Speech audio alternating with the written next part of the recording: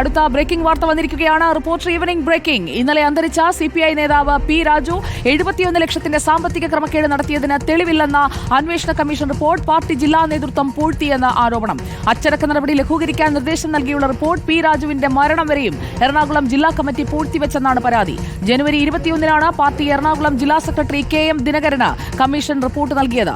Appeal control കമ്മീഷന്റെ കത്ത് റിപ്പോർട്ടറിന് ലഭിച്ചു. ലേബി സജീന്ദ്രൻ നമുക്കൊപ്പം. ലേബി സജീന്ദ്രൻ, സാമ്പത്തിക ക്രമക്കേടിൽ ആ മനുഷ്യന്റെ മരണം വരെ ആ റിപ്പോർട്ട് പൂഴ്ത്തിവെച്ചിരിക്കുകയായിരുന്നു എന്നതാണ് ഇപ്പോൾ മനസ്സിലാക്കേണ്ടത്. എന്തൊക്കെയാണ് നമുക്ക് ലഭിക്കുന്ന വിവരങ്ങൾ? അതുതന്നെയാണ് സുജയ. ഇന്നലെ അന്തരിക്കുന്ന സമയം വരെ ഈ റിപ്പോർട്ട് സംബന്ധിച്ചുള്ള ഒരു വിശദാംശങ്ങളും എറണാകുളം CPI ജില്ലാ കമ്മിറ്റി പുറത്തുവിട്ടില്ല.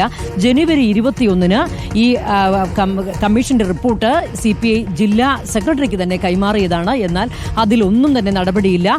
ഈ എടുത്തിരിക്കുന്ന അച്ചടക്ക നടപടി ലഘൂകരിക്കണം. 71 ലക്ഷത്തിന്റെ ക്രമക്കേടാണ് പി രാജുവിനെതിരെ ഉയർന്നിരുന്നത്.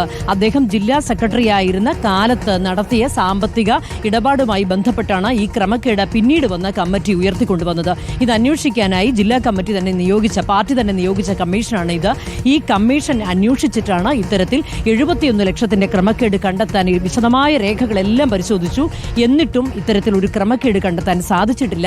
എന്നു മാത്രമല്ല, 4 ലക്ഷത്തിന്റെ ഒരു വ്യത്യാസം കണ്ടിട്ടുണ്ട് കണക്കിൽ. അത് ഏതെങ്കിലും രീതിയിൽ പി രാജു ക്രമക്കേട് നടത്തിയതായുള്ള തെളിവുകളൊന്നും അന്വേഷണ കമ്മീഷൻ ലഭിച്ചിട്ടില്ല.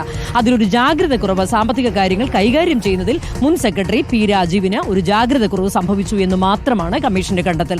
അതുകൊണ്ട് തന്നെ ഇത്രയും നീണ്ട അച്ചടക്ക നടപടികളെല്ലാം പിൻവലിച്ച് അതൊന്ന് ലഘൂകരിക്കണമെന്നുള്ള നിർദ്ദേശം കണ്ടില്ലെന്ന് നടിച്ചുകൊണ്ട് 1 മാസത്തിലധികമായി അത് പൂഴ്ത്തിവെച്ചു എന്നുള്ള ആരോപണമാണ് ഇപ്പോൾ കുടുംബം ഉന്നയിച്ചിരിക്കുന്നത്.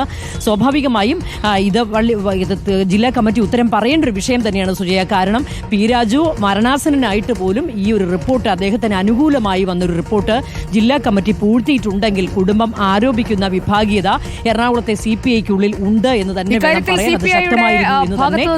ജില്ലാ സെക്രട്ടറിയുടെയൊക്കെ പ്രതികരണങ്ങൾ കൂടി വരുമോ എന്ന് കൂടി നമുക്ക് നോക്കാം. നമ്മളിപ്പോൾ പുറത്തുവിടുന്ന ഈ വാർത്തയിൽ തുടർ പ്രതികരണങ്ങൾ കൂടി തേടൂ ലേബി.